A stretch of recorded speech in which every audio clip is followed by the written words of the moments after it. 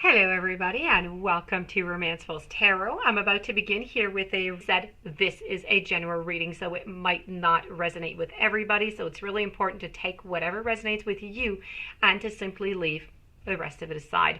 If ever you do have any questions, if ever you would like to inquire about having your own personal reading, you may contact me. My information is all within the description box.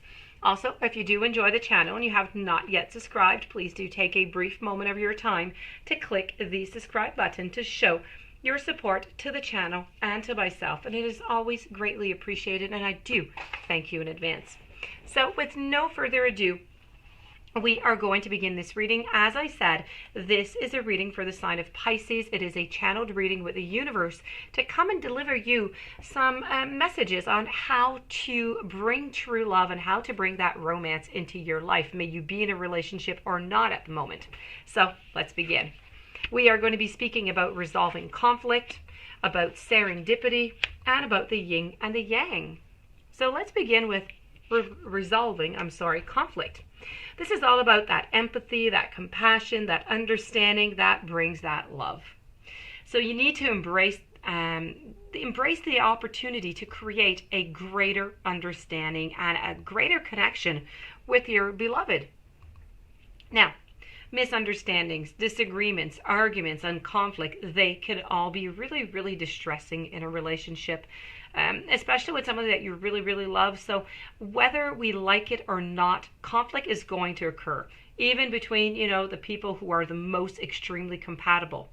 For most people, it is simply not possible to completely avoid that conflict in a relationship. So what is the solution to resolving these conflicts? Conflicts, actually, we have to see it in a little bit of a different perspective. Conflicts actually present an amazing opportunity.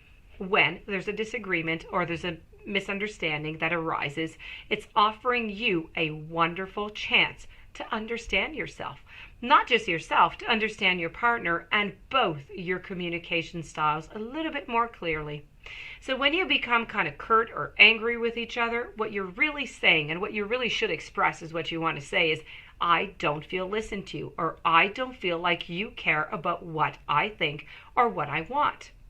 And the real reason the conflict arises is because someone is feeling afraid or someone is feeling hurt in the relationship.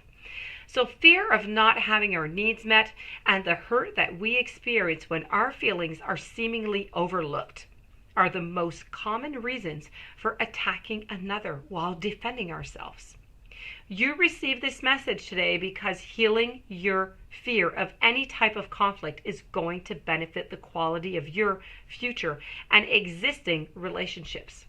So, being human, yes, we're occasionally going to experience conflict, whether it's with ourselves and whether we are the passive one or whether we are the aggressive one, or the victim or the perpetrator. It doesn't matter which side you're on. It's a dynamic that we all experience on occasion, sadly. But as I said, we need to take it and switch it all up and bring it into a learning experience.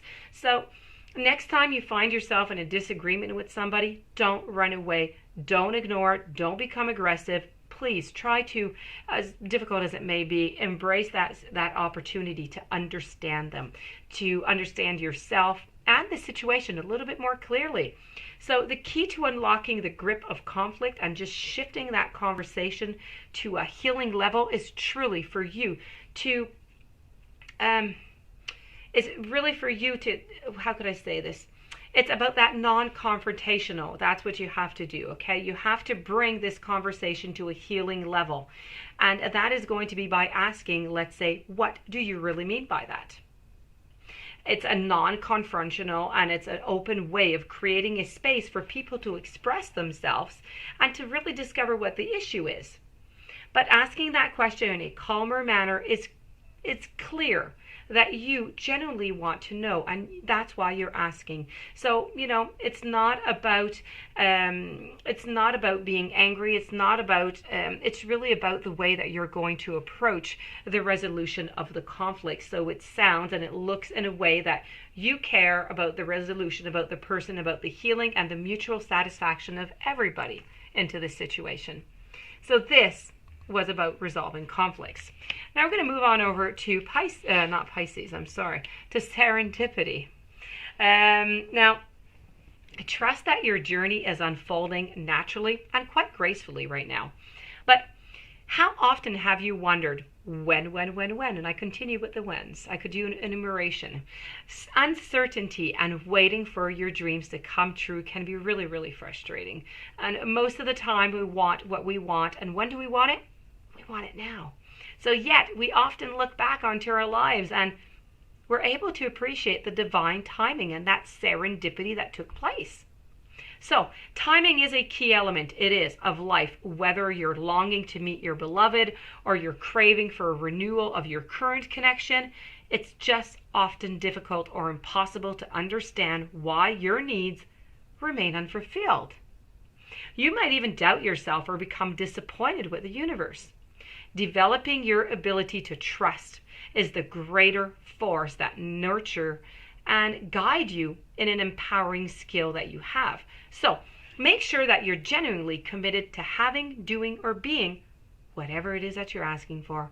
Sometimes the universe is going to protect you from your own naivety, but you have more time to think things through.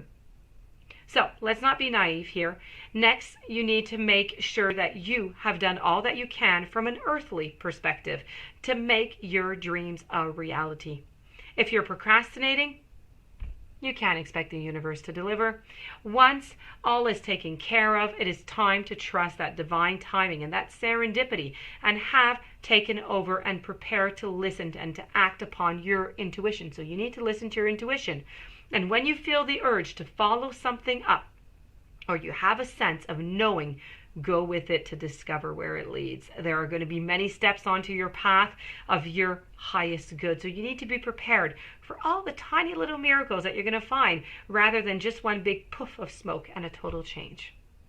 So divine timing and serendipity give you time to reconsider, to refine, to adjust. And then they add just a little dash of magic. So there's that little element of unexpected. Life wasn't meant to be predictable, and your future is not set in stone. So learn to go with the flow and allow your fascinating journey to simply unfold, but gracefully in its right time. Moving on over to the yin and the yang, we're going to be speaking about some balancing here between the male and the female. So this is about striving for harmony and balance in your inner and your outer life through change, reflection, and growth. Love, relationships, and life in general, they are infused with the yin and the yang energies of both the feminine and the masculine. So when the feminine and the masculine's energy, when they flow together and around each other, you are going to be blessed with harmony, with balance, with abundance, and with joy. When there's too much of one energy, or when one is weak, you're going to be challenged in certain areas of your life and in your relationship. Now, in an existing relationship, there may be too much yin if the female is dominant in some way. Maybe the home is too pretty and the male can't find, his place, can't feel, himself comfortable. And their lives have become maybe all about the children, or no intimacy. Yang energy has then disappeared. If there's too much yang present, the female is going to feel suppressed or even controlled.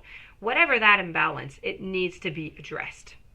If you're seeking your soulmate, take a moment to sit quietly and tune into your own balance of your yin and your yang. Do you have a tendency maybe to be too passive with a potential partner, or too aggressive? If you always let the other person make the decisions, or if you're always the one trying to make something happen, then it's really time in your life to try and make that balance, to create more balance. So when you receive this message, it's really about you trying to consider the levels of the yin and the yang in your life and to make those adjustments where necessary. So make the required changes in your behavior, in your environment, even in your wardrobe. And that is going to help you in that inner reflection and into that growth.